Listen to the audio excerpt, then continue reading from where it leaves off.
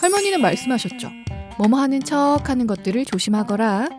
척하는 것들 뭐가 있나 찾아봤더니 인종차별하면서 안 하는 척하는 화이트워싱, 사회문제에 깨어있는 척하는 워크워싱, 그리고 요즘 가장 핫한 키워드 친환경인 척하는 위장환경주의 그린워싱이 있더라고요.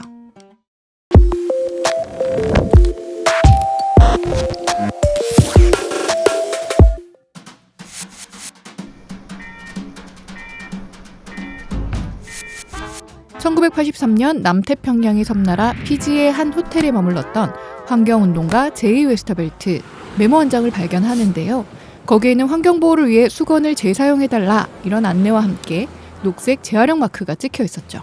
환경보호를 위한 실질적인 일은 하지도 않으면서 호텔 홍보를 위해 고객들에게 생색내기 이벤트를 했다며 녹색으로 이미지 세탁을 했다는 의미의 그린워싱이란 단어가 그때 만들어졌습니다. 벌써 40년 전에 생긴 단어였어요. 기후위기가 체감되고 지속가능한 친환경 경영이 트렌드가 되고 있는 요즘 우리에게 그린워싱 경보가 발령됐습니다.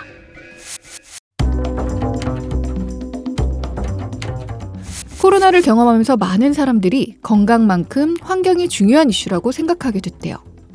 2020년 구글 트렌드에서 친환경 이슈와 제품 검색 빈도만 봐도 점점 사람들이 친환경 제품을 선호하는 그린 슈머가 돼가는 게 보이죠. 쓰레기를 줄이기 위해 라벨 없앤 생수를 출시했더니 판매량이 급증했다. 이런 뉴스도 봅니다. 특히 점점 더 구매력이 커지고 있는 밀레니얼 세대는 환경에 더 민감하다고 해요. 이렇게 점점 친환경이 소비의 기준이 되다 보니까 이걸 악용해서 마케팅하는 기업들의 그린워싱도 기승입니다. 근데 제품 표면에 붙어있는 친환경 마크가 녹색 동그라미, 나뭇잎 모양 디자인 이렇다고 해서 다 친환경은 아니래요. 국가가 공인한 마크인지 기업에서 눈가림용으로 자체 제작한 마크인지 체크해봐야 돼요. 검색창에 환경정보 공개 시스템 이렇게 검색하면 정보를 좀 볼 수 있긴 한데요. 일반적으로 소비자 입장에서는 기업이 제공하는 정보 외엔 딱히 제품에 대해 정확히 알기가 쉽지 않아요. 그린워싱은 소비자들 건강에 직접적인 피해를 주거나 친환경 시장을 왜곡시켜서 산업에도 악영향을 주기 때문에 우리가 더 똑똑하게 알아보고 소비해야 합니다. 전 세계적으로 녹색 금융과 녹색 채권 규모가 10년 새 엄청나게 성장했어요. 기후위기, 지속가능 경영이 대세임을 자본이 먼저 보여주고 있죠. 그래서 기업들의 고민도 많아집니다. 녹색 기업으로 인정받아야 살아남을 수 있는데 만만치 않거든요. 지속가능 경영 해보겠다고 태양광 패널을 설치했더니 아이고 저거 산 다 파버렸네 하고 무공해 제품을 만들었더니 그걸 운송할 때 나오는 오염물질은 어떡할 거냐고 하고 토양이 오염돼서 복원하겠다고 했더니 그럼 거기서 나오는 미세먼지랑 폐수는 어쩔? 이러고 생산부터 소비자에게 도착하는 전 과정이 친환경이 아니면 그린워싱이라는 비판을 받기 일쑤입니다. 잘하고 싶긴 한데 어쩌라는 거야. 하지만 기후위기에 대한 책임도 큰 만큼 기업들과 산업계는 더 적극적으로 해결책을 고민해야 하고요. 소비자가 기업에게 행동을 요구하는 건 당연한 일입니다. 아무튼 이런 고민을 우리보다 좀 더 일찍 시작한 유럽에는 텍소노미라는 가이드라인을 만들었어요. 얼핏 들으면 텍스, 이코노미, 합성어인가 싶지만 전혀 아니고요. 그리스어로 분류하다라는 의미인 타세인과 법, 규칙을 의미하는 노모스의 합성어예요. 즉, 기업의 활동이 친환경이냐 아니냐, 그린워싱이냐 아니냐를 규정해주는 규칙이죠. 우리나라는 2021년 12월에 확정된 EU의 텍소노미를 참고하면서 우리나라 실정에 맞는 K-텍소노미를 정립했습니다. 유럽 나라들과 많은 무역을 하고 있기 때문에 그 기준을 맞춰야 친환경 기업으로 평가받고 무역도 자유롭게 할 수 있거든요.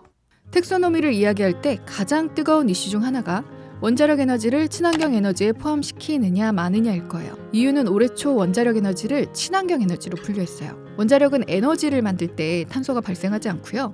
또 재생에너지 100%로 넘어가기 위해서는 과정적으로 필요하다. 이런 이유에서요. 물론 가장 최근에는 러시아와 우크라이나 전쟁으로 생긴 에너지 문제도 영향을 끼쳤겠죠.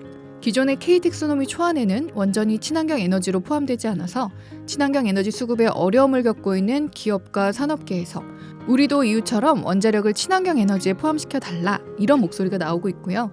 환경부는 사회적 합의를 거쳐 결정하겠다고 했어요. 하지만 원자력 에너지라도 그린 에너지로 인정받으려면 두 가지 조건이 있습니다. 새로 지어지는 원전은 2045년 전에 건축 허가를 받아야 하고요. 2050년까지 원전 폐기물 처리장을 확보해야 한대요. 폐기물조차도 여전히 엄청난 양의 방사능을 내뿜기 때문에 방패장이라고 하는 전용 폐기 장소에 영구 보관해야 되죠. 핀란드의 온칼로의 경우 지하 450m 깊이에 세계 최초 고준위 핵 폐기물 방패장을 만들었는데 핵 폐기물을 10만 년 동안 보관할 거래요. 어마어마하죠.